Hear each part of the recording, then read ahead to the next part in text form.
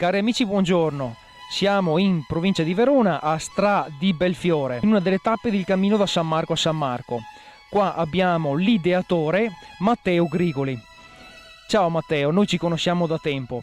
Da dove è nato questa voglia del cammino da San Marco a San Marco?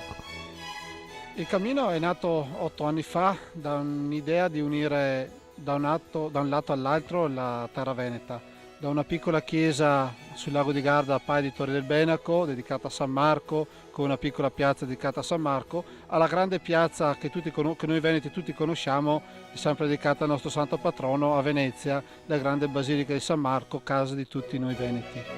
E questo era un'idea di unire su un filo tutti i veneti sotto un'unica bandiera, sotto un unico simbolo. Noi veneti che siamo divisi in piccoli borghi, in piccoli comuni, in piccoli dei, in piccole realtà, sotto un'unica grande idea. Bene, a me viene un'altra domanda, vedendo il gonfalone di San Marco. Molti sanno che è un emblema politico.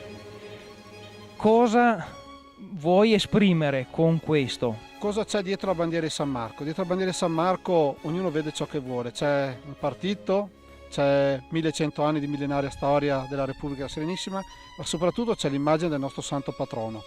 Ovviamente la cattiveria sta negli occhi di chi guarda, e se la malizia, se si vuole associare questa manifestazione che con la politica non ha nulla a che fare alla politica, non sta a me passare nelle teste di tutti i 5 milioni di veneti a spiegargli che non è politica.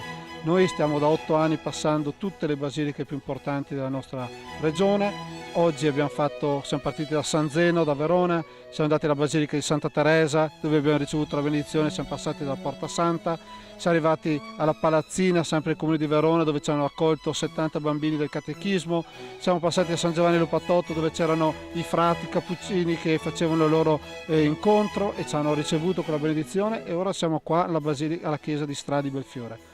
Quindi la nostra manifestazione è tutt'altro che politica. È 8 anni che il Patriarca sostiene l'iniziativa, il Vescovo di Verona sostiene l'iniziativa, quindi è tutt'altro che politica. È fede, è cultura, è identità, è tradizione, ma non è politica.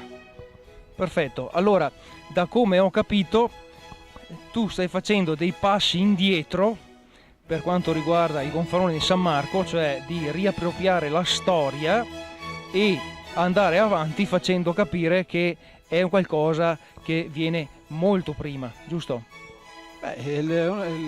L'One di San Marco, la bandiera e il gonfalone hanno 1100 anni di storia. Nascono con la Repubblica della Serenissima e non sono morti con la Repubblica della Serenissima nel 1697.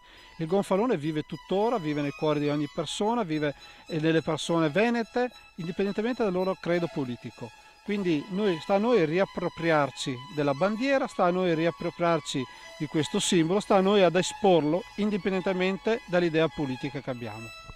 Benissimo, ora mandiamo pure Matteo Grigoli a fare la corsetta da San Marco a San Marco, il cammino da San Marco a San Marco, e buona passeggiata, buon cammino. Grazie mille.